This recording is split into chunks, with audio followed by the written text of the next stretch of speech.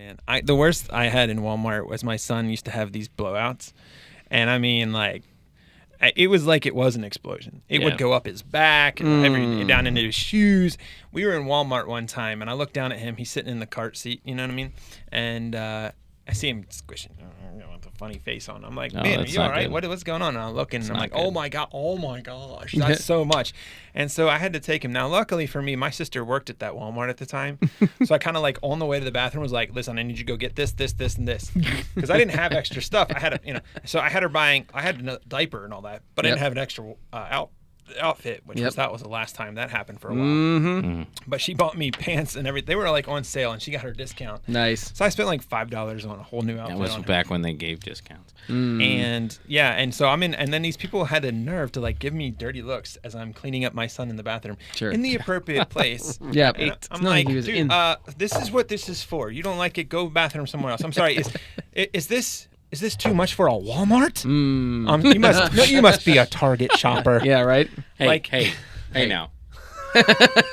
Target's where I go when I want to feel bougie. Okay, that's right. Target's where I want to go. Actually, toys at Walmart actually have really great deals.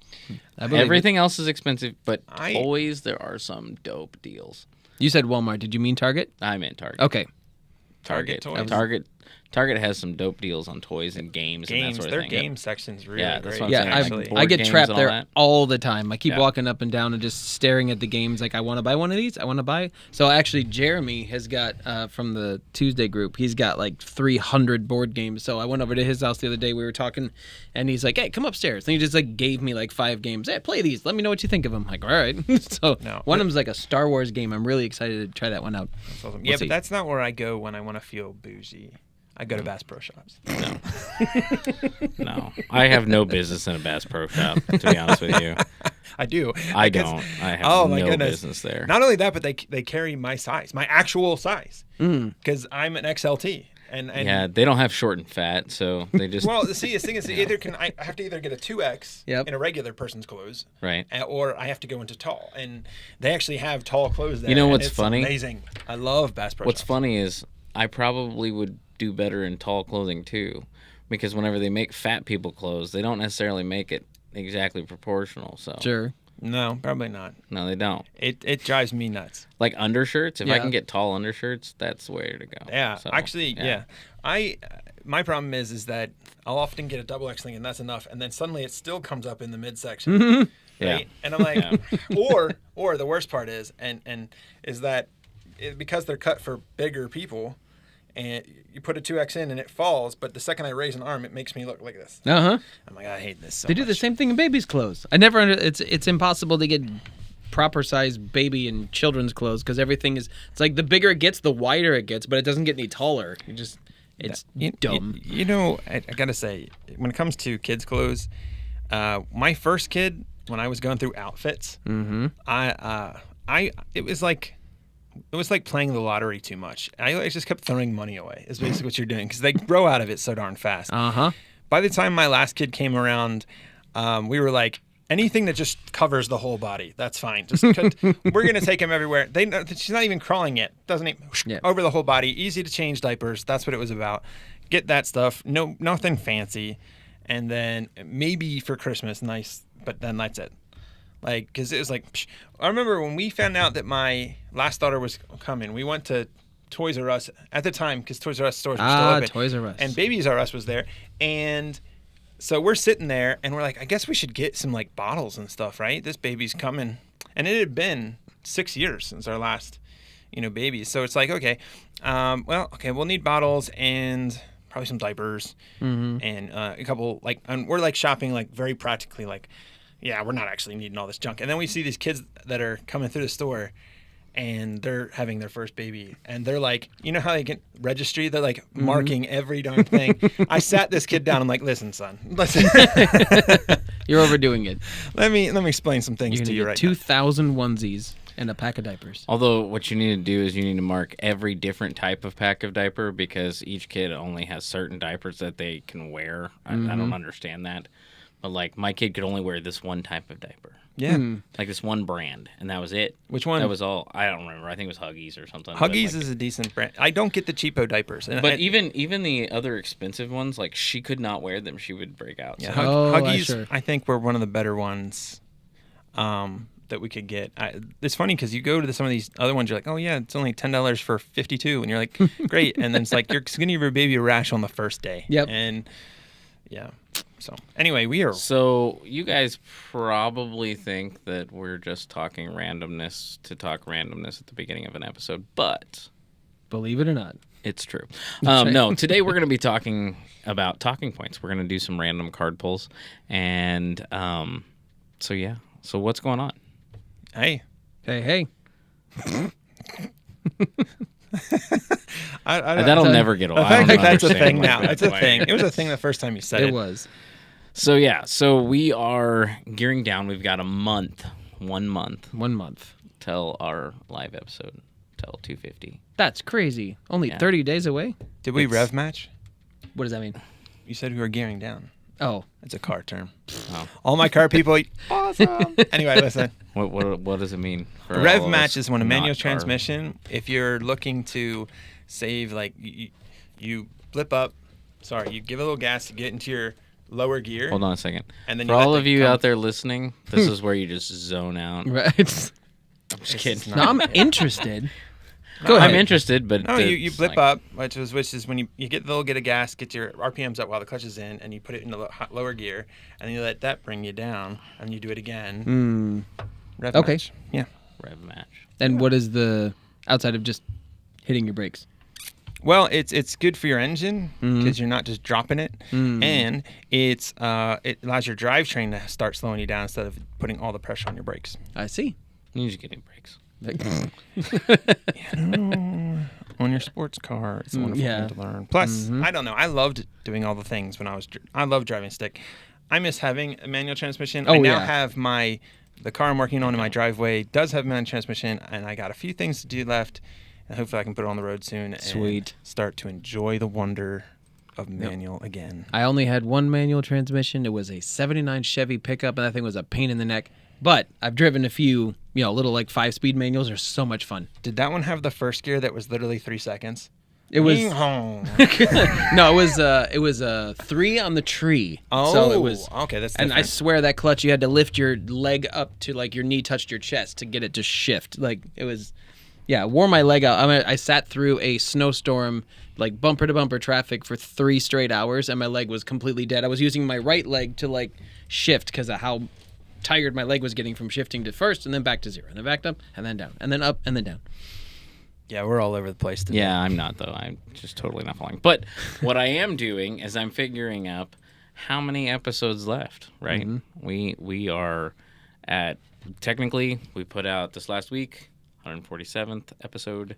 So we are going to have 1 or 2 weeks where you're not going to have anything from us except for maybe some shorts. Oh, boy. We're going to build. I'm going to send out shorts. The brand. Anticipation. Oh, anticipation. Build the wall. Yeah, especially the week of, you guys won't be getting an episode, the week of, you won't be getting an episode just for all the preparation that's going to be going into making sure the cool stuff, like hats. Right? Got some fancy hats in here. Got some leather. Truth response hats. Totally going to have some gifts and some purchasables. So making sure all that stuff's ready to go and the grand prize-y stuff is ready to go. Sweet. For that event. Invite your friends. Invite people, family, whoever. We're just going to have a good time. And nothing else. It's going to be something you can throw paper wads at us or something. That's right. On not live but recorded video footage that's going to go on YouTube. So, today's first question. We get a question. Is oh no, did Jesus Christ remain in the tomb after his crucifixion? Didn't. What? That's really the first. I want you to interpret this question and then answer it. So. Okay. Did he remain in the tomb after the crucifixion? Yes. Obviously after being placed in but that's the exact wording that they used. After the crucifixion. Oh man, there's a couple different ways I can do this, but on the I wonder if is it talking about his physical body? Like, did his spirit walk out of the? Did he remain in the tomb after his crucifixion? This is the whole like man. Are we inserting this question now, thing, or are we right? waiting for the break? Oh, right. I guess we should. Because I can start. Like, No. Give a little something. Just a snippet. Give a hot take. well, we know that at the very least, on the third day, he won't in there no more. That's right. Okay. Mm-hmm. Yeah. So his disciples could have stolen him. Okay, man, He this is could going have to be an interesting He conversation. could have rose now. from the dead. He stayed in there for 3 days. There's actually, there's there's just a thought process that he descended into hell to take the keys for those he needed to save and to, I guess, show those who didn't believe that they were wrong. And So all this and more after the break. he did this to me again. Welcome to the Truth Response.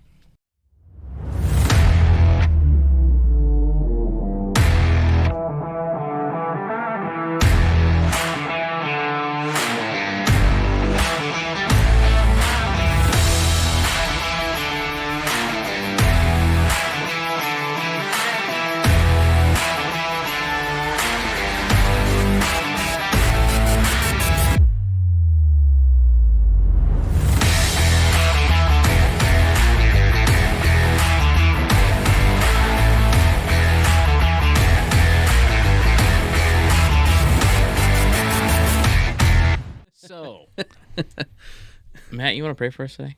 Yeah, I do. I do want to pray. I got to take my hat off, though. I've been lazy. I haven't taken off yet. All right. Let's pray. Father, thank you for today and for this podcast and just the ability to continue to do this. Guide our conversation on the question you've already given us and any others that we pull out of that box today. Lord, just help us to find good answers and good conversation and do so in a way that glorifies you and might even make a difference. And we pray all this in Jesus' name. Amen. It might even make a difference. Might even. So, before we stopped for the little intro, Did Jesus I had mentioned, stay in the grave? yeah, did Jesus stay in the tomb? But I had mentioned, like, there are, like, lots of theories. Yeah, that's what I was kind of getting into. Yeah. Before the So- Brock. Like, what kind of theories? I haven't heard too many theories in this one. But Well, the I mean, you have- disciples... Stole the body? Let's body. slow it down again because you have to. Okay, You slow it down. because you're jumping after now. Okay, jumping after we're going to talk about before. Like, okay, so they put his body in the grave. Oh, so you're talking, like... You're taking this question super deep. Oh right? man, if you want to, I mean, So, like, you're taking it super deep where it's like, did he stay in the tomb? Well, his body? his body Or was in the soul? tomb, but his Or- soul. What did the That's soul it. do? Or his spirit, Did the soul? or- It didn't go to heaven. It went to get the keys. We right? could get real wild and be like, is there a difference between soul and spirit? But we're not going to talk about that today. Sure. Even if that's what some people... So anyway, unless you want to just talk, we can just talk. No. Go for it. I want to... No, I mean, what's your theory? I mean, one of the prevailing things is that Christ's after crucifixion, after his death, he went down to hell to set the prisoners free that were to be freed, or went down to Hades, and then also it's like the revealing of the gospel to those who had passed away. Because he's down there showing this is the combination of everything that they've been told over the years. And for those who adhered to it, for those who accepted it, they get to be saved. And for those who rejected it, that's the condemnation that they are facing now that they realized, this is him. Okay, well, in order for that to be even a possibility, right? Like, explain where he went then. Well, okay, so Jesus tells us a story of a In guy. this theory, obviously, right? Yes. It's not necessarily... We're not saying that this is... Yes, so Jesus tells us a story of a guy named Lazarus and a rich man, where the rich man is in a place that is bad, and Lazarus goes to Abraham's bosom. Kind of like temporary holding sites of the good versus the evil, right? And so Lazarus is being embraced, and the rich man who took advantage of him his whole life and did not live righteously, it cries out to Lazarus. There's a chasm between them that cannot be crossed, and cries out for help but can't get help. Cries out for him to warn his brothers because he doesn't want them to end up in the same place. Gives us the indication that there's two different places that even spiritually, that we go before the final resurrection and before we go before the great white throne judgment. Mm-hmm. Now, that being said, that he would have gone to that place and took the captives, right, the good captives with him, and then the others would have seen the gospel right in front of their face. Because, and the thing is this. The reason I ask why. Okay, here's because they're being rewarded to go be with him, with the Lord. He's going to go take them to where he's going to be. Hold on. The reason I ask why is because if there's a positive place and a negative place. Yes. Like, why is he taking them anywhere? Because Abraham's bosom, that name I'm using for this place. Or paradise, right? Well, it's kind of like a pre-paradise. Where they're at now is. So you're saying paradise is the paradise vestibule? So Jesus said that today you're going to be with me in paradise. And correct, Romans 8 tells us that even though our body should die because our spirit is attached to the spirit that raised the spirit of the Lord, we will go to be with the Lord. Then also goes on to say that our bodies will be raised one day too. Now, interesting about that is that. But I don't think it talks about paradise after that, does it? But Jesus did. That's the point. No, what I'm saying, when he said to the thief on the cross today, we will go be with the Lord. We're going to go be with the Lord. And so when we're with the Lord until the time of the resurrection, when I get our bodies again, or get bodies remade into new bodies, kind of like Jesus's was, then until from then we're just kind of with him where he's at. Do you see what I'm saying? I know. I see what you're saying. Okay, so the idea being, and then there's some evidence of this because at the crucifixion and even the resurrection, there were some who were seen who had passed away who was seen walking through the city. Yeah. Right? So those would have been. They were saints of old. So those who had been waiting for Christ, some of them got to go and show that they've been set free kind of thing. It's kind of cool. Anyway. I actually didn't know that. Yeah, if you look I missed that part. Yeah, if you read the scriptures, it says that, at the crucifixion, there was people that actually. It was like some 500 or something. Like there was lots. Gotcha. Yeah, it's pretty. I mean, that's not a lot if it was everybody, but. I mean, no, that would be, man. Ooh.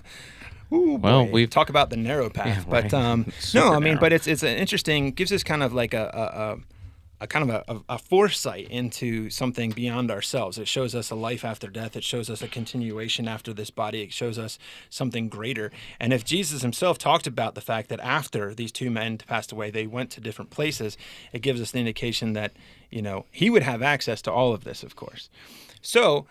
That is one of the prevailing theories, is that while he was in there, he went and took the captives free. So, and then I'm just inserting my thoughts, right? I think that the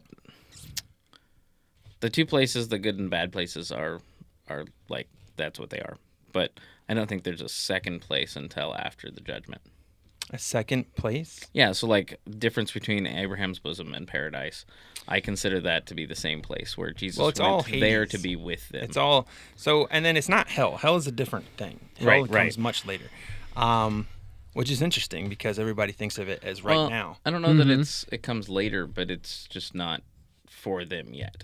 No, everybody will be that comes after the great white throne judgment. No, after the great white throne judgment, he throws hell and Hades into the lake of fire. Mm-hmm. So there's no point in throwing anybody in hell than to go into. Well, no. I mean, seriously though, this is okay, but we're diving into it. Yeah, yeah, but this is the place that these things are ultimately going to go, right? Yeah. It's all going to be. There is one final place that everything is either going to be this or that. Right? So are you saying that there is a pre-hell holding place and a pre-heaven holding place, and that we're not all going to, like, as soon as great throne of judgment pops up, then everyone finally gets their final, oh, sorry, you were in that place, but you're going to go here instead. It's like, well, it's kind of like, look, your sins are out. Here's why you're condemned. You have no chance of redemption because you did not believe in the one who was sent for you, and you go to be where the devil and his angels are going to go. Right, that's an interesting point that I think that a lot of people need to hear, is that hell wasn't designed for man. No, absolutely not. Hell is the result of the destination for the result of man's sin, sure, but it was not originally created for mankind. It's a good point. And people miss that, I think, when it comes to talking about hell, is that they're like, how can somebody? I mean, why would this great, how can a good loving God send us to hell, this horrible place? And it's like, well, it wasn't originally designed for you. It was designed for those who were willing to rebel, Yeah, and we did, and God doesn't send us there; we send us there. Right. Like He actually doesn't want us to go there. He's trying his hardest for us to not go there. He's given us every way out. In fact, the one way above all ways. He's like, look, it's free, just take it. Right. And we won't sometimes, Right. So, like, it's crazy. But yeah. But anyway, so getting away from that, going back into what you were talking about at the beginning. So that's possibly what was happening during. Well, what's the other theory, like, opposed to that? Like, just that. There's some that say he went to be with the Father during that time and then came back down. I'm not sure about that, but it could have. I mean, he's God. He can do anything he wants. Yeah. Is that like a sidebar conversation, like zipped up and was like, okay, I just want to make sure we're on the same page, so I'm going to go back. That's the plan? Okay, cool. I'm headed back. Oh, yeah. So wait. I'm done, right? You want me to go back there? Oh, we're not done? Oh, okay. No. So I don't know if that's the case.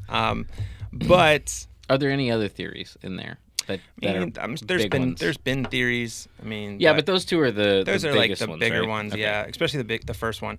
Now, of course, we know when you were heading towards the empty grave, and that is amazing because yes, we do know, and actually, that's where history.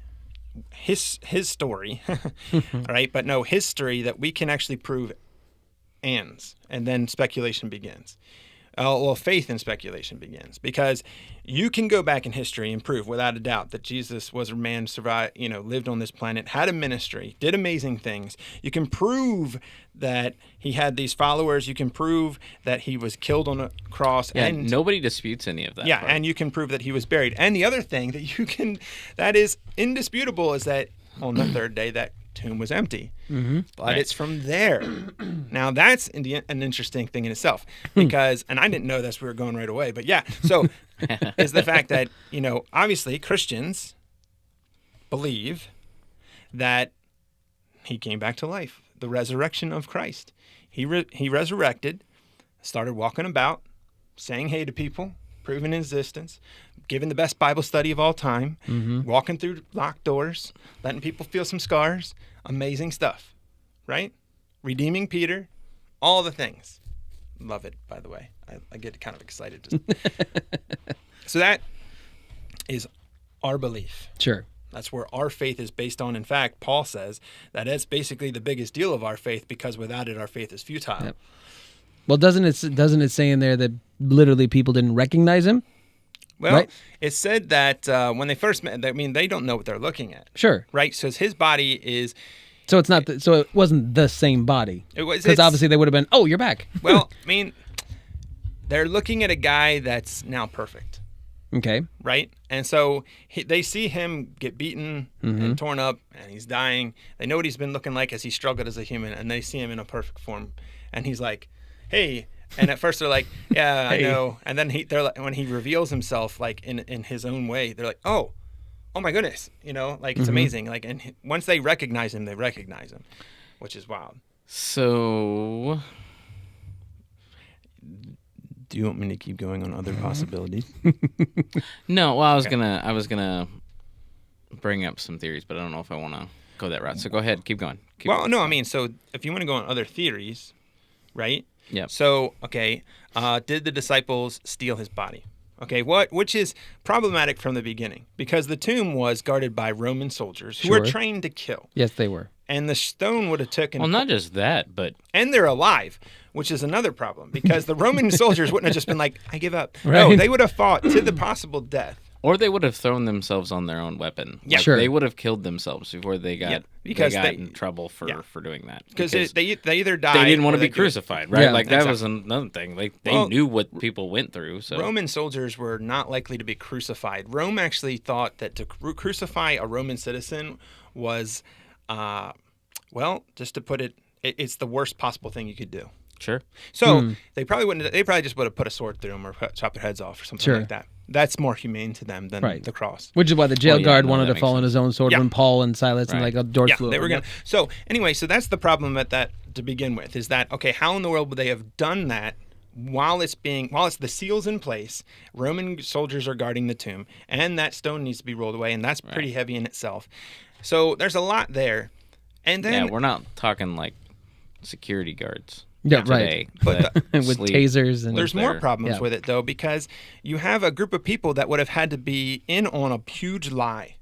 Right? It had to be, and the thing is that people don't die for a lie. Okay, and they won't have the same story that never changes. Whereas the disciples and everyone who encountered Jesus or claimed to have encountered the risen Jesus, won't die for a known lie.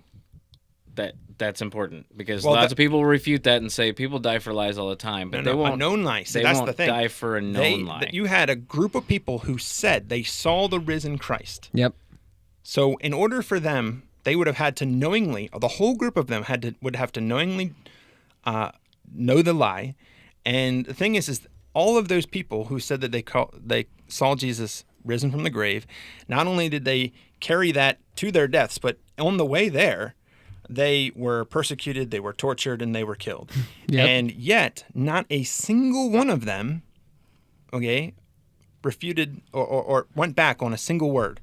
They stuck to it no matter what, with conviction that this actually happened. Yep. And what's interesting about that is it isn't just the disciples that were originally with him. You have James, the brother of Jesus, who didn't believe in him before the death, but then did. Ended up being part of a large part of the early church.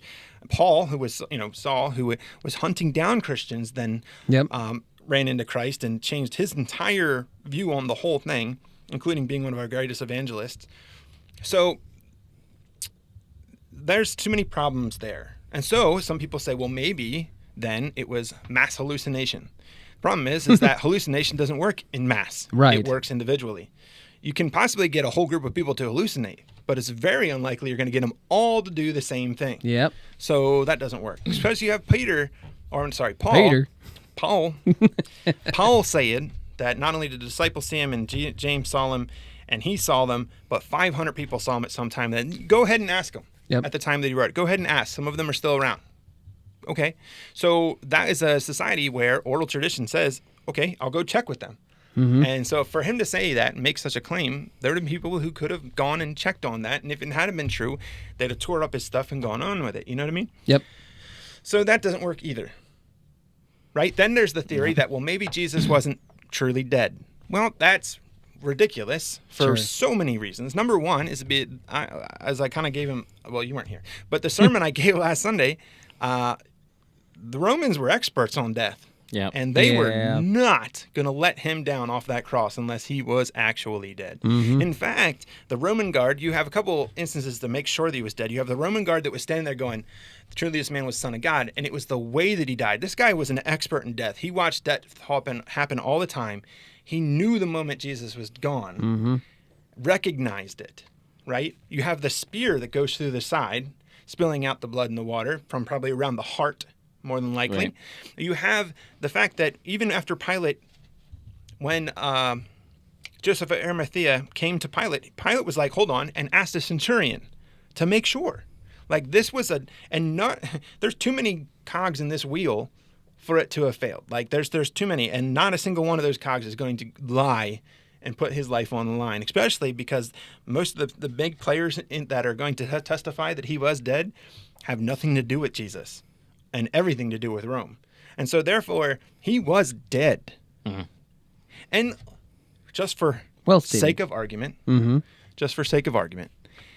let's just say, okay, now I've already proven that's ridiculous, but let's just say that he didn't actually die. And you're going to tell me 2 days later, people see him and he doesn't look like he's pretty much dead anyway. Right. Because they saw him and he didn't look dead anymore. He looks pretty miraculous. And dead people don't go through locked doors, and dead people don't go on long journeys. Like these things, it doesn't add up. There you go. It doesn't add up. Not to mention, how do you get out? Yep. Yeah, that would have been another thing. How can you... There's two theories that run into each other that just are a mess at that point. Yeah. Yep. So... Cut. Good. Dry game, set, match. Yeah. Well, here's Jesus something. wins. Here's something interesting too. Is like, you all right? Yeah. Okay. The concept of the death, burial, and resurrection, like, there's different bits in there that mean different things. Like, for the whole sins and all of that bit, it only required his death. Do you ever think about through that? Like, No, I have not. The veil was split when he died, not when he was resurrected, right? Like, the forgiveness of sins was given to us at his death. Yes. Because it only took a sacrifice. Yep. But there was a lot that his resurrection meant too. His resurrection gave us, first off, that we could trust in exactly who he was. Like, this is the Son of God. This is, and everything he says is not only true, but we need to now go back through and put weight on everything. Right. You know, including the promises. And ultimately, in showing that he can conquer death and promising it to us ahead of time, we now know that we are promised something, you know, past death. That's huge, you know, in itself. And then you have the events after that, even after his ascension with Pentecost and all that stuff. But, you know, just the fact that he returned and showed us everything, you know, here it is, guys. I'm back. Yep. This is real. Yeah. You can check me. Like, Right? like, You can check it for yourselves. yeah. Can you imagine? Okay, now we already know that we know very well the story of Paul, and we only get like a, not even a preview. We get like an overglance of what happened to James, his brother. But can you imagine being James? Like, that brother of mine was full of it. Hey, what's up, brother? What? Oh my gosh! Like, let me tell you about. Yeah, it's like he's standing right behind me. Isn't he? He's right there. He's right there. Yep. Oh. Isn't that something? It reminds me of this video. I saw this. It was actually awesome, and I loved it the second I saw it. It was this kid who was trying to be an atheist, and he was driving down the road. He's like, God isn't real. If God was real, the lightning would strike in 3, 2, 1, and then the lightning lightning struck. strike. And he's like, oh, so that's problematic. And I'm like, for you. That's awesome. Like, God was like, bet. Yep. All right. Got you. So, long answer short, did Jesus remain in the tomb after No. crucifixion? No. Nope. Nope. Man rose from the grave. And ascended into heaven. That's it. Hallelujah. He's coming back. Better watch it. Dave, You better watch it. what single thing would you absolutely want to do, if possible, during your lifetime, as far as your faith journey is concerned? As far as my faith journey. Yeah. Oh boy. What would I love to do? What single thing would you absolutely Single want to thing. do? Well, I could look at it on a micro scale, and I could look at it on a macro scale. I've like from there's probably too much vanity put in there, but I always our pastor goes on all these mission trips, and he's talked about going to Ethiopia, India, and all these places and preaching to 17,000 people and watching hundreds upon hundreds and thousands of people get saved. I would love to be able to be utilized in that way, right? Just all of a sudden go, oh my gosh, like God used me as a vessel and this happened. Like, that's crazy. On a micro level, I would love to be able to sit with a couple that's legitimately struggling and help them get through it.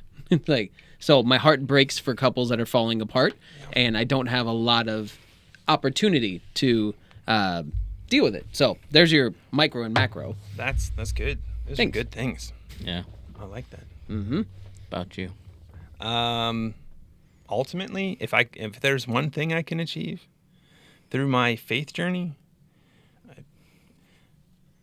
I want to hear, "Well done, thy good and faithful servant." Man, That's cheating. like cop. I was like, And that's not in your lifetime, bro. that's a good point. Okay. I mean, on a Now, if technicality. you do hear that yes, it during is. your lifetime, that's pretty remarkable. No, I mean, that's- okay, yeah, that's if an I could achievement, achieve. You right? said if I could achieve one thing. If I want, Yeah. I want to be embraced by my Savior and told that I did a good job. That's Mm-hmm. that's ultimately what I want to do. But I mean, on the things along the way, I want to be able to, with the Lord's help, shave off whatever is left in my life that I need to, that are big stumbling blocks for me. And when it comes to faith journey wise, I mean, life wise, there's plenty of things I'd want to do. I want to be a good husband and a good father. Maybe even hopefully, if I'm blessed to be one day, maybe a great grandfather or a good grandfather, or maybe even, hey, who knows, a good great grandfather. But anyway, a great great grandfather. Like, you'd be a great great. Who knows? Who knows? But the thing is that, like when you're talking about faith journey, I mean, like, look, there's things that I could say, like, I'd love to lead another person to the Lord. Sure. I've been there with people praying as they accepted the Lord, and some of which, God used me in some way right prior to that. I don't take full credit for it because God's working. I'm just the first thing He used. Mm-hmm. It's interesting for people to say, I want to lead someone to the Lord. Like, okay, but it's not ever fully one person. Sure. But at the same time, like, yeah, it's great to sit down and help more people embrace Him. That's obviously one of my goals. I want to, help people go deeper in their faith, understand things more. I mean, the whole goal that I have is when I go to preach, for instance, is I want people to understand it. Mm-hmm. Like, I really want to say it in a way that they can grasp it and start to apply it to their lives. And if I can do that, job done, Right. Don't get me wrong. Is it great if they feel awesome? Sure. Like, sometimes sermons hit people in a way and they're like, man, I just feel it today. Great. Mm-hmm. If that's a byproduct of that. But ultimately, when somebody says, hey, man, I've never heard it that way, I'm like, great. That's all you need to say. Like, you could stop right there. Mm-hmm. Like, that's good. Like, but I mean, like I said, ultimately though, I just want to do a good job. I want to be doing a good job, and when I'm done, whenever this race is run, mm-hmm. I want Him to embrace me. I want to be able to embrace Him, and I want to hear that I did a good job. Cool. And how about you, Mr. Derek? I want to be able to see my kid stand firm as an adult. Mm-hmm. That's what I want. Like, nothing else matters. Yep.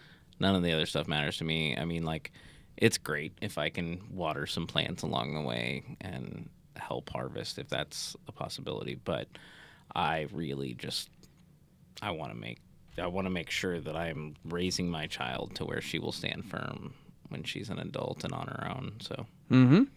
And a lot of that, I think we have to, like, as a parent, like, your kid kind of is crazy when they're at home. And then you have outside people like, oh my gosh, your kid is amazing. We spent, 2 hours together and they're incredible. And it's like, are you sure? Like, I'd like my kid? Yeah, right. My kid. Like, that's not about my kid. Yeah. So I think that's the biggest point of pride for me is, like, I had my son go out with our youth director. They went to play airsoft. And so then afterwards, the youth director also took him, like, live shooting because he's got his thing. He's great, but he comes back and he goes, dude, I don't even know where to start. Like, he's unbelievably respectful. He plays by the rules. He's like, he can handle a gun. He's like, I don't know what you did, but you did a great job. I'm like, cool. I'm like, all right, that's a win. I'll take it as a win. But obviously, like, when it comes to the faith, I had the same thing. It's like when my daughter finally, we had to take her on a college tour this last weekend. We got another one a couple weeks now. And so obviously the fear is going into the college space is like, okay, well, I hope what I've instilled in you is going to be strong enough to hold back, that you can stand your own in college, because that tends to be where a lot of people run up against the resistance and their upbringing wasn't strong enough to carry them through it. So all I can do is pray, keep talking, keep the lines of communication open, and hope if she runs into something she can't handle, she can fall back to me and God. Sorry, God first, then me. Well, I mean, yeah, that should be a given. Mm-hmm. All right, so how much control do you think God has over things that happen, and why? Ooh, all right. So this is just my personal opinion.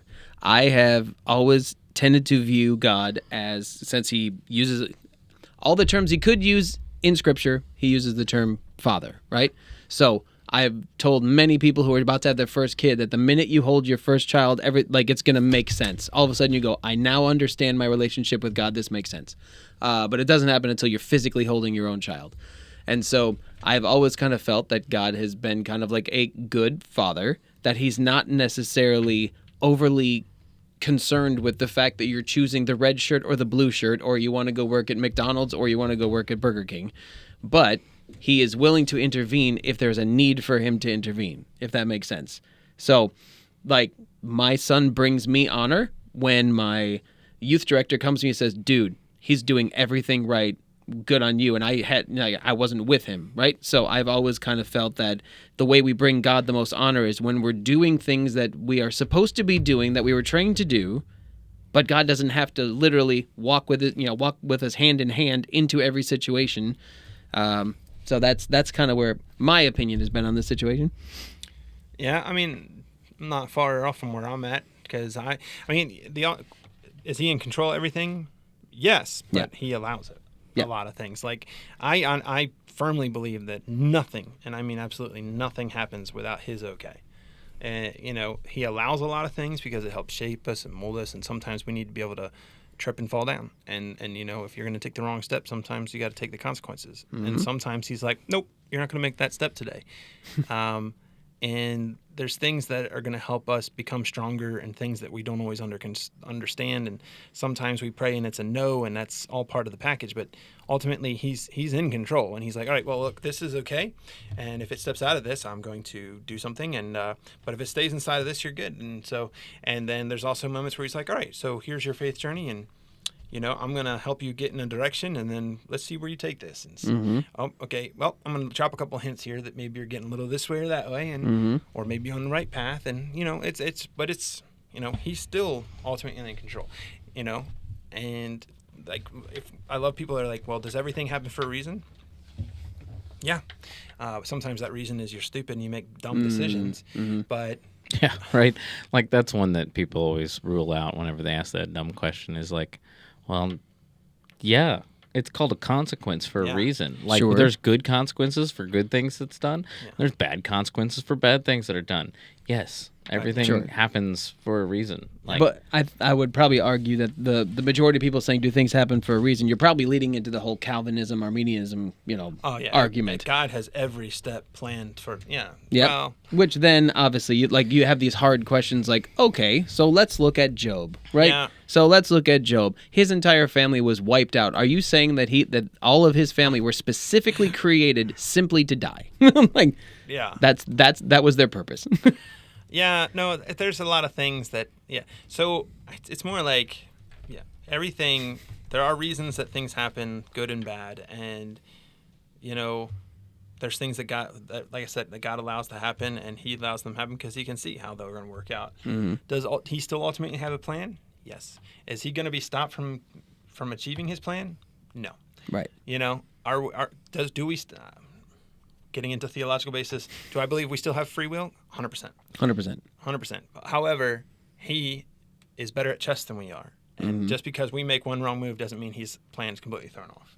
Right. He can still counter. Because I was going to say, as you're talking about, you're doing great, and he's, fine, go do your thing, and then if you start drifting off, I'm going to course correct you and bring you back. Then you have situations like I have a gentleman I know who was working for, cleaning up the common areas, like on one of those little gator drivers, and he got dragged by an F-150, and now he's paralyzed from the waist down. It's like, it super sucks. It's like, and it's one of those situations where like somebody could look at that and go, well, where was my course correction? Why didn't God see this coming? Why didn't he somehow mystically push my gator back up and, out of harm's way? Why did he let this happen? Right? Yeah, it's hard to hear. Okay. What I'm about to say is hard to hear in those situations. Of course.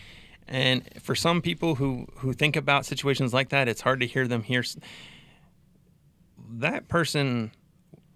It would be an interesting thing if they can get to the point where they're like, how can I still bring glory to God through my situation? And he is, by the way. Okay, I'm not saying you wouldn't. But because when you can get to that point, everything becomes glory. Even the mistakes, even the things that happened to us. I mean, I've gone through a divorce in my early 20s, and I've been able to use the things that I went through to help others. And that was something I thought was one of the worst thing ever. And now I use it to God's glory, which is a strange thing sometimes to think about.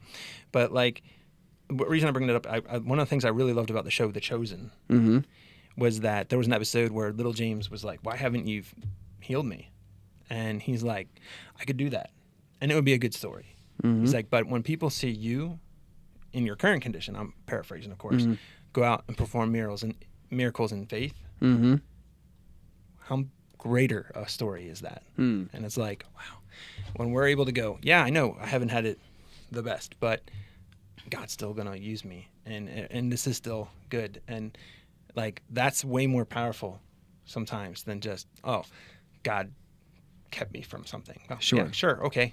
Yep. Well, it's the age-old argument of, well, okay, let me ask you a question. Why aren't there any rich Christians? It's like the people who are like legitimate Christians. Most of the ones that I know are driving beaters and they live in shacks and they, shop at Goodwill and things like that. Like, why don't we ever hear stories about, anybody who's got like millions of dollars in the bank and they're helping helping God and helping the church and everything, which I think you could probably choose to look at it through any lens that you want to. It's kind of the same thing we're talking about. If you walk in with a particular mindset, that's what you're going to find. So if you're looking for the poor Christians, that's what you're going to find. Yeah, I saw this interview recently, and I thought it was actually it's so simple and so brilliant at the same time. So the key to being content is to value what you have. Mm-hmm. And it's the same thing twice, but here's the thing. If you're willing to take an objective look at the things that are in your life that are good, you're going to find much happiness much faster. Yes, sir. For instance, one of the examples he says, like, if you can step into a hot shower every day, he's like, think about it. It wasn't that long ago in history where that wasn't a thing. That was not a thing. And yet we have this luxury for a lot of us every day, the ability to do that. And he said, look at the things you have and learn to love the things you do have, and there's that level. It's like sometimes you get this, like sometimes it takes someone going on a mission trip to a place where they don't have things to value the things they do, or to change the perspective of what's really important. But why can't we do that without it? Why does it have to take something like that? It's kind of like when you go to a funeral and everybody's like, it's too bad this is the only thing that brings our family together, yet none of them do anything about it. Never. So it's like, okay, great. Don't wait for something to have to happen to you for you to be able to find love in the things that God has already provided for you in your life. Yep. Yeah, perception of reality is not reality, but perspective makes a big difference. It really does. I mean, your perspective of what reality is matters a lot. So. Yeah.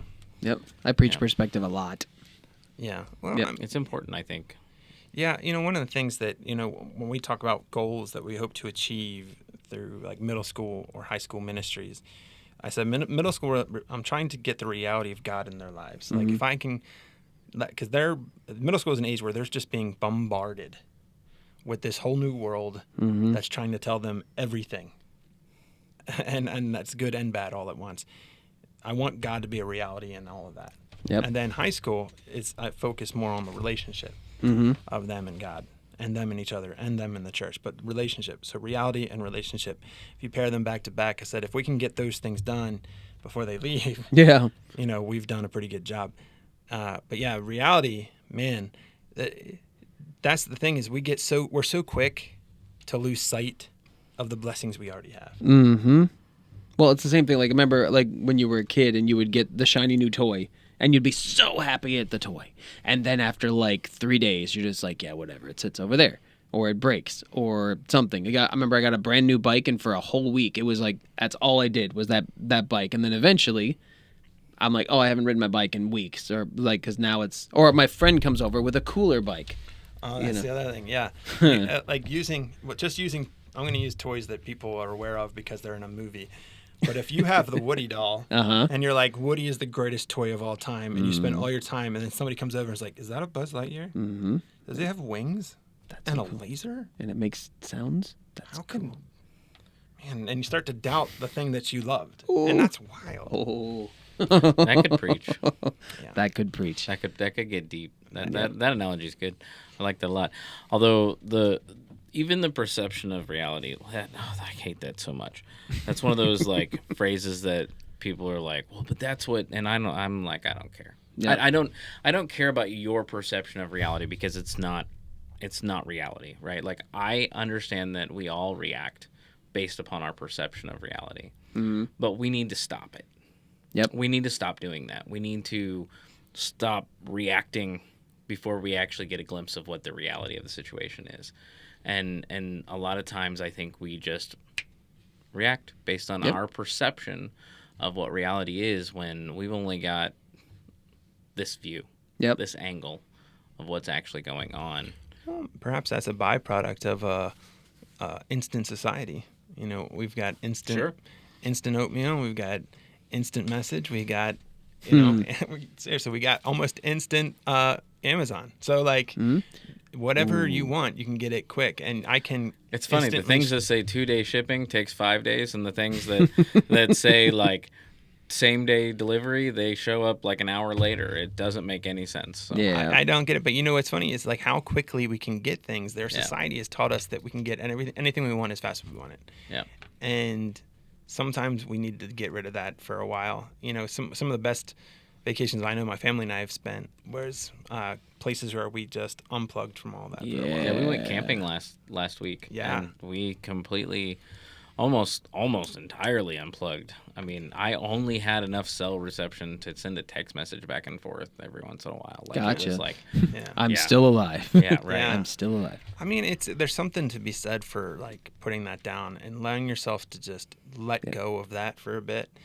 Not only does it help retrain your brain to be calmer, which is important. Yeah. But you're right. It gives you the ability to kind of, when something happens, to not try to be so reactive. It's like society's training us to be in fight or flight mode, where we have to everything. Oh, 100%. Yeah. You know, I'll tell you it's wild is to think about the fact that like how people in society have now accepted that the other people have to be. So, for instance, because we have cell phones and society has figured that everybody's got a cell phone, that when somebody calls you or texts you, they expect you to pick up or answer right away. Why haven't you texted me back? It's been like 5 minutes. Like, dude, my kids went through this, and I was like, you guys, this is why you're not ready for this. Is because you're expecting this, and if you don't get your answer right away, that's not what this is for.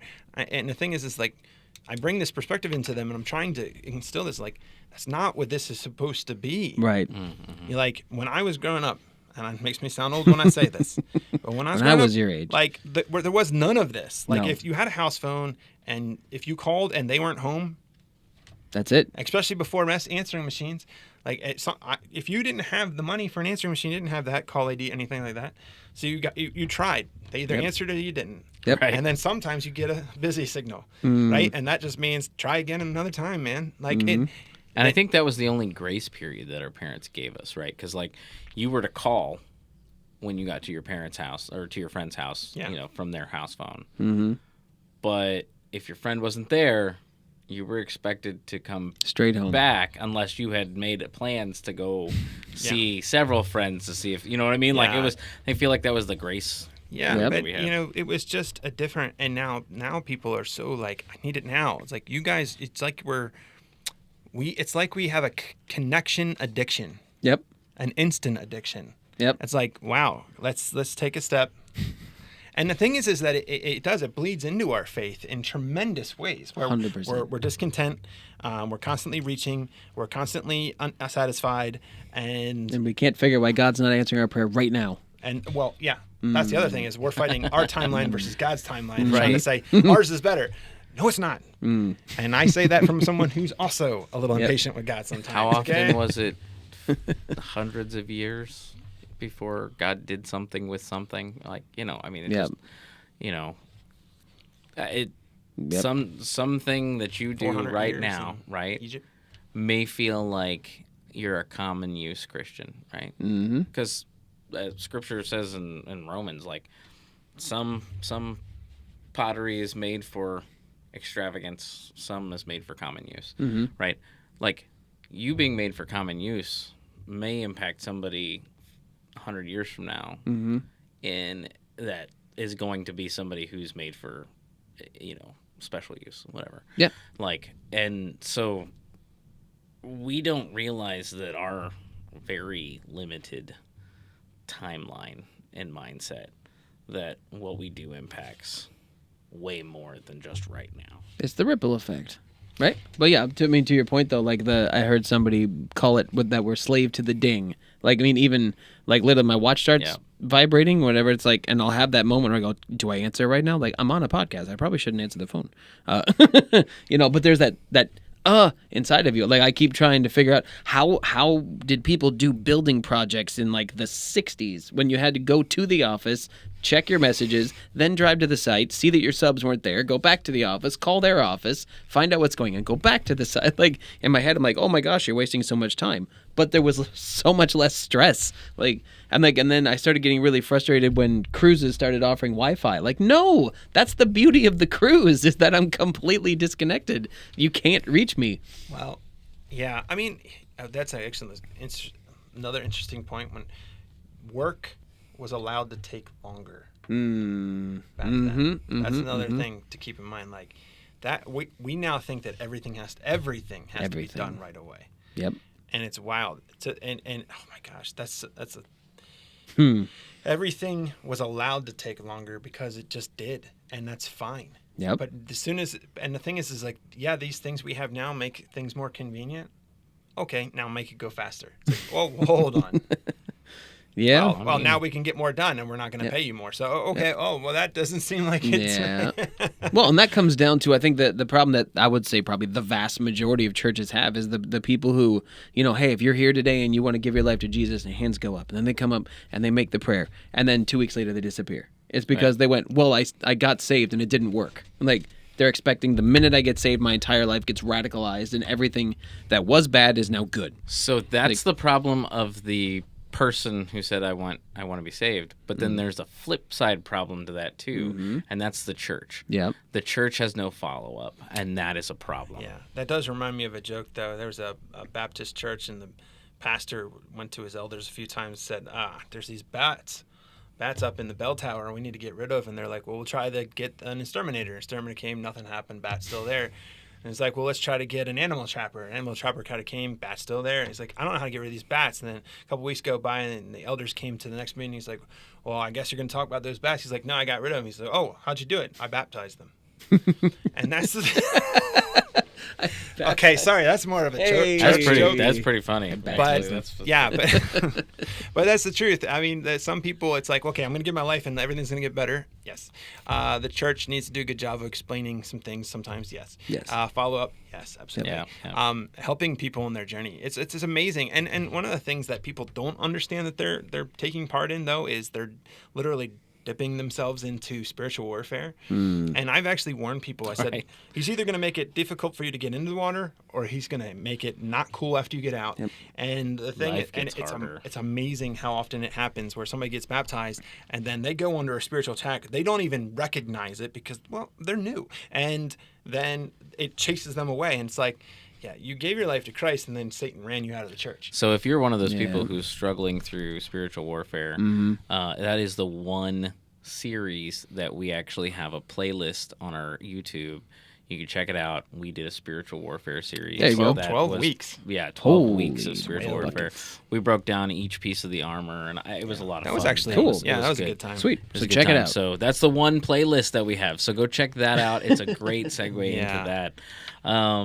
Yep. No, that's good. And I've often wondered if the church, the big C, if the church needs to start implementing, rather than like, everybody put your hands up, everybody come to the altar, everyone give your life to Jesus, and then we'll try to tell you what it means. It's like, do we have it backwards? Should we, like, hey, who wants to change their life? Okay, come up. Now we're going to start the process of explaining what Christianity is. Now, are you ready to give your life to Jesus and change? It's like, do they need an explanation most of the first? examples in Scripture that I can think of, it was, okay, I understand. Now, can I be baptized? Like, it's like, I get it. So when does this happen now? You see it with it's you hear the gospel, and then you make the decision. And actually, and it's more than just hearing the gospel. It's actually having interacted with it. Yeah. Like, it's more than just the hearers of the word, right? And when you start becoming doer of the word, your mind gets transformed, and that's when things start happening anyways. So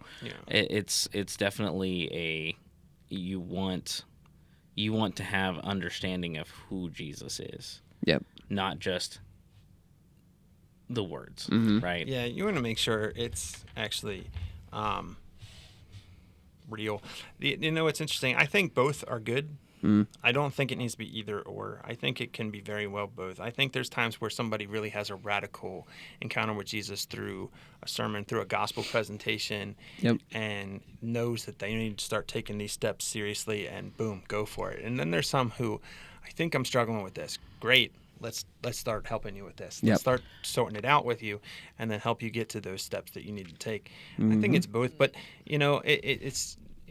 there's no one way about any of this. Well, and I think that we forget about God's mercy and grace in the midst of all of this. Like, he understands what we don't understand at all. Yeah, exactly. And so I think that we forget that he has a grace that we don't generally have with each other, and he has a mercy that we don't generally have with one another. And I think that we have to remember that in those circumstances. Like, somebody gives their life to Jesus and they get hit by a car before they can get baptized, or they go in hell. That's one of those questions. It's like, bro, That's like, why grace exists. there is grace and mercy for all things. Now, I'm not saying baptism is the point of salvation. I'm not going to argue Sure. that point. But what I'm saying is, like, we have to understand that the God who is just is also grace-filled and merciful, right? So we often forget that, I think. Yeah, he knows more than we ever will when it comes to the real status of someone's heart. When it comes to everything. Yeah. Yeah. Well, I mean, everything. Yeah. Well, when it comes to everything. Right. Well, and another thing to your point of, like, that question, like, our job is also to make disciple makers. So that's an important piece to that whole puzzle, because when Jesus talked about, go and baptize and make disciples, right? Who are making disciples. That whole concept it's like a package deal, like, where it's like, okay, we're to train people to 100%. to train people and to do life with one another towards this goal of Christ. So Disciples who make disciples who make disciples who make disciples. disciples making disciple makers. Yeah, one of my favorite, I went to a church one time, they did an altar call, they got a few people, and the pastor got down and he said, I'm so excited, today is the first step of the rest of your journey. It's like, and I was like, that is a fantastic way of putting it, because that I feel like that woke a lot of people up. Yeah. The first step. Yeah, it's wild to think about. We have these journals we end up giving to people that get baptized in the church, and we're like writing little notes. The staff does little encouragements, hey, oftentimes just congratulations, but I like to basically indicate that this isn't the end. At least, and everybody does the same thing, really, because all of us are on the same page of that. But, like, hey, keep your eyes on the Lord. Yep. He'll keep making your steps good. Keep your eyes on Him. Keep going forward. It's those are the things. Like, it's not. Trust me, I wish sometimes it was easy as, like, all right, I made my decision. We're good, right? Oh, for sure. Yeah. No. Yep. It's not. No, I get it. Probably need to get some final thoughts, huh? Yeah. Yeah. Oh, Oops, sorry. it's I didn't mean okay. to crush your toe. It's Do you okay. have any Good final Lord gave me a thoughts? lot of Do you have any them. final thoughts? Do you have any final thoughts for today's topics? Final thoughts? Yeah, like last. We gotta land the plane, man. Yeah. Can't stay up here forever. But I like the view. You don't have to go home because you have to stay here. Because you have. I do. I Yeah. got other things to do. That's true. This guy with his songs. I don't know. Let's read the cards again. I would say, just based on everything Just- we talked about, go ahead. I was gonna say, like, this is what are your thoughts on? What would you say to someone who is listening to this episode who's like, yeah, I already know all of this?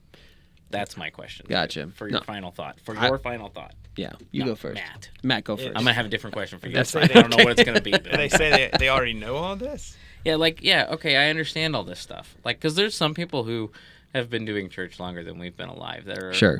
And they're like, you guys are just figuring this out. are big. Not that, but like they're like, what can I gain from this, right? Mhm. What would you say to that person? Not that any of them are like, If you, what can I do with so this? here's what I would say, and I'm going to kind of go back just a second on what you said, because you said, if somebody said they heard all this and said, yeah, I already know all this, then my question is very basic. What are you going to do about it? Because God's going to be calling you to do something one way or another, and you either have to, you have the choice. You can listen to Him and let Him lead you forward, or you can fight Him. And I can tell you that I never win the argument, so good luck with that. If you find a way What to are you win the gonna do with argument, please let us know. Christ definitely rose from the grave, okay? It's the only thing that makes sense. Our Yep. faith is not futile. We are not to be mocked. This is the real deal. And He is in control, and He is there to help you throughout your life. And yet, what are you doing about it? Mm-hmm. Boom. It's good. It's good. That's it. For you, my question is this. For the person who's like, this was just like drinking from a fire hydrant, because today kind of was like, blah, all at once, right? For the person who's brand new, right? What one piece of today would you say is the most important takeaway for them? I would say it would be the thing that I, to my, as much as I try to make this prominent in my life, is to slow down and appreciate what you have. If you look in your closet and you've got multiple shirt options, like that's amazing. We had our church went on a mission trip one time to Haiti, and one of the ladies came back and said, "I can't believe it. All these kids had one shirt, and they would wear it for several days. They would wash it and wear it again. And if you show up with a suitcase full of clothes, they are absolutely mesmerized, right?" Had somebody else come back from Haiti, and they said, you look down a road and all you see are 4x4 posts with a tarp on top. That's their house. It's like, so if you are, if you're sitting in your car listening to this, you're in the upper echelon. Doesn't matter what kind of car you have.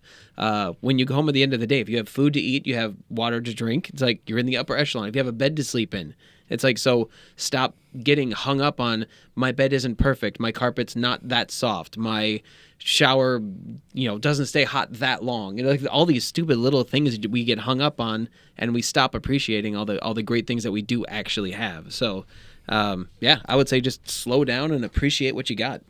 Yeah. Slow your roll. Mm-hmm. So, yeah, let us know what your next step is. I think that's a good thing for comments. Comment what is your next step? What are you doing about it? Yeah. You keep pointing at him. I'm like, what? Well, that was his question, right? That's how he answers his question. Yeah. And when it comes to what you just said, like, if you don't have those things, if you are struggling in life, reach out. Yeah. There's resources, and we can help you get connected to them. Yeah. And we want to help with that. For sure. Pray about it. Pray about it. Pray about it. And do something. Yep. Do something. Right? Do something, because we're all in this together, and we're here to like carry each other's burdens, right? And so we are all unique in our what resources we have connections to, but we have been placed in places where we have connections to a lot of resources, and so reach out to us if you're struggling to get food on a regular basis, if you're struggling for shelter, if you're struggling for those things. It doesn't mean that we've got an instant fix, but we will at least be able to point you in the correct direction. So. Actually, on that note, Victory Church in Lehigh is doing a free food and diaper giveaway on Saturday at noon. So if you are in a position where you need some free food or you need diapers, go to Victory Church in Lehigh Acres at noon on Saturday. Boom. This Saturday? This Saturday. Okay, well, that's going to be last Saturday at this point. Shoot, never mind. It was a great event. We helped so many people. Oh. Well, reach out to Victory Church. I'm sure they We can do get it every you hooked month, up. so- Okay, there you go. Reach out to It's Victory monthly. Church when it comes to their free diaper and food giveaway. That's right. I mean, which is a great combination because the food eventually goes into the diaper. It so. It's cyclical. All right, guys. So, like, subscribe, do all those things. Comment what your next step is, right? What is your next step? Even if some of us may know your next step, it's good for others to hear what your next step is. So if you're not somebody who normally comments, I'm asking you, step out and comment. Yep. You know, what is your next step in what God is calling you to? If you don't know, write that so that we can be praying for you. Yeah. I mean, we may not know your actual name, but I'll tell you, like, I'm praying for those who are commenting in. If I don't know their actual name, I'm praying you by your screen name or whatever it's called. Super Dragon 487. Super Dragon 487. I'm praying for you. And share the episodes with at least one person this week. Yeah. Stop keeping it to yourself, you selfish person. Right. And most importantly, it's crunch time. We're getting ready to hit that 250 event, and I really would love to see you guys out there. It's completely free to you. Everybody's gonna get something, get a giveaway. Yeah. Everybody that shows up, we're gonna have some fun conversation, and and there's going to be some awesome food. So, and you get to be a part of it. And the Holy Spirit will be there. And it's free to you. We invite him. Well, we're to more. But it is completely free to you, and it's also free to that person who you've been thinking about inviting to church or inviting to whatever. It's gonna be one of those events that we can just come together and have some fun. Yep. And maybe it's a soft, intro to church for somebody. Maybe. So invite people. Sign up. Eventbrite. The Truth Response Live. There you go. It is free, but you do need to get a ticket. Yep. You don't have to bring the ticket even. Just we need to know how many people are showing up. That's the biggest thing. So get lots of tickets. Okay, get tickets and then come on the way. Don't drive too fast so you don't get more tickets. That's right. Just get the tickets for the show. get the show. It's all about the show tickets and getting in here, and they're free tickets. You don't want the other tickets; they're not free. Trust me, they are not good. But it's the tickets to the show. There's going to be giveaways. There's going to be merch for sale.